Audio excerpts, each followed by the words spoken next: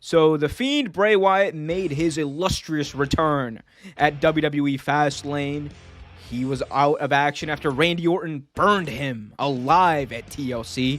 He came back burnt to a crisp with a new mask from under the ring and helped Alexa Bliss defeat Randy Orton in their intergender match. You can see right there the ugliness, the brutality of his new mask. Trevor, what do we think about the Fiend Bray Wyatt returning and and what we can only hope to be a WrestleMania match between Randy Orton and Bray Wyatt in a Firefly Funhouse? So we both have talked about how much we think it's completely unfair what they've done to Bray Wyatt with him as well. The flack he's been getting, and we got crucified for it, but that's another story for another day. But like, I like the fact he's back. I do, but I also kind of feel like as good as this feud was, as well as they used Alexa Bliss, kind of felt towards the end of this, towards the return, it was kind of losing steam a little bit. I don't know if you agree with that or not, but I kind of feel like it was losing steam a little bit. And I feel like they were running out of ideas, kind of, sort of. I like the idea that the Fiend is this not only abomination, but also a supernatural presence. I like that. I like the horror aspect of that and the different genres that they're going through with the horror. The ability to make people physically ill, things like that. I like that. Oh, you like the whole the Papa Shango black coming out of Randy Orton's mouth? I like it. I like the idea of it. I don't like how it. just like give me a towel, damn it! Give me a towel. You just see Papa Shango come, just walk out at WrestleMania. But like I said, the idea of it is cool. The execution is shitty, right? And like that's why I think it kind of lost steam. And the whole thing with the Fiend, he I don't like the looks of him at the end either. I don't know if you were actually paying attention to the videos in the background when all this was going on right before the Fiend came out. There is a picture of a woman in there. She literally is yawning the entire time and like wiping her face. You can see her face. She's like, "Come on, hurry up, do something." And that's kind of how I felt with this whole. That's got nothing to do with the Fiend. That's a Thunderdome, brother. Like that's just the. I literally felt her pain. I was like, "Oh, I feel where you're coming from." Right. Okay. I have a little bit of a different perspective on this, and just hear me out on this. So, okay, look, the Fiend has been booked terribly throughout 2020. It's been some low lows, but they've also been some high highs. The Firefly Funhouse at WrestleMania 36 was a high. And as controversial as it is, this shit right here at TLC with a Fiend on fire running at Randy Orton and doing a mandible claw, amazing. It was amazing. And then like I like the idea of what they did. They burned the Fiend. Now he's resurrected. And I think even the mask I like too. Like I think this is like if you're gonna go full on horror movie villain, like this is where you go. Mm-hmm. But what I've always been critical of is just the execution along the way.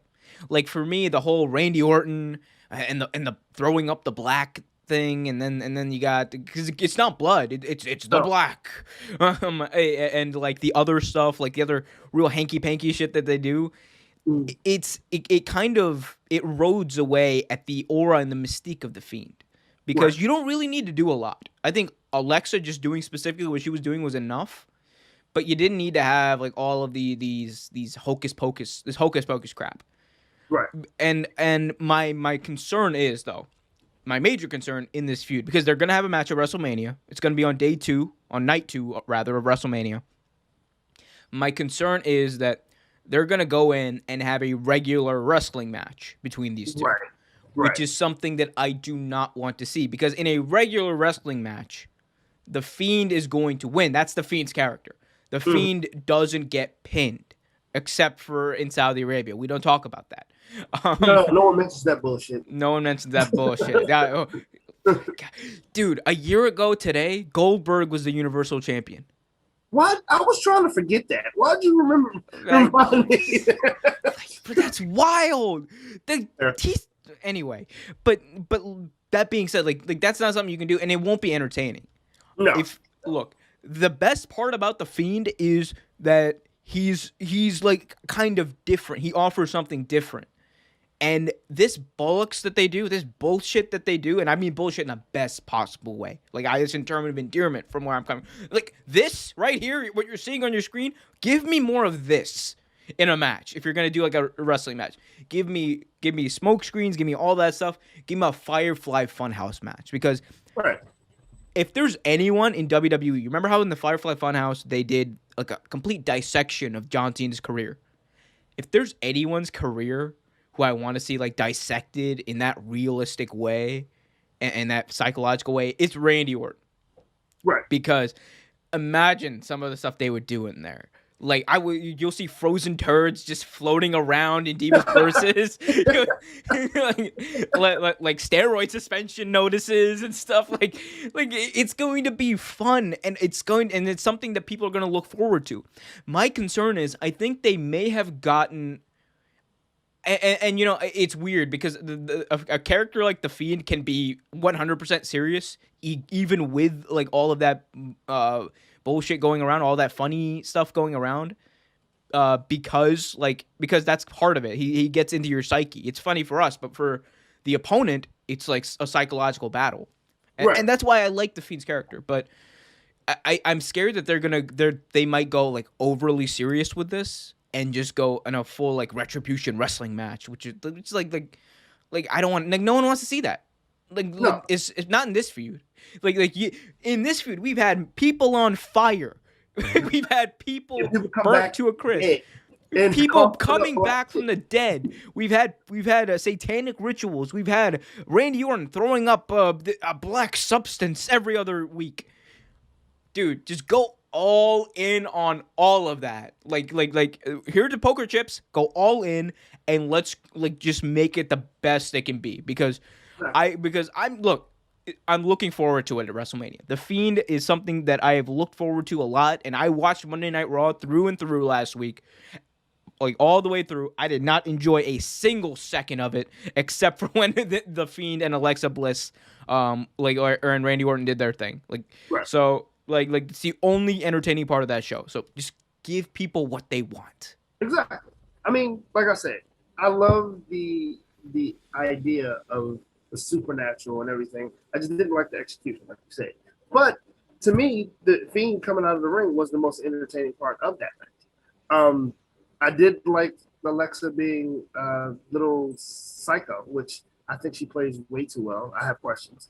But I honestly, I like what they're doing, but I wonder if they're gonna keep him wearing that bodysuit, or if they're gonna like have some type of ritual where he's healed or something. You know what I mean? Man, you could do some shit, bro. These are horror movie rules we're working with, right? So exactly, you can do some shit. Like Jason went to hell, got frozen, went to space, and the motherfucker still came back. Like they think they can figure this shit out. Like, and the funny thing is, that's exactly. I honestly thought of Jason X when I saw this. That's the first thing that came to my mind. Thanks for watching this video from Real Take Sports Talk. Remember to like, share, subscribe, hit that notification bell so you get notified whenever a new video is released. Also, remember to check out our live show every single Thursday at 8 p.m. right here on the YouTube channel. And remember, keep it real.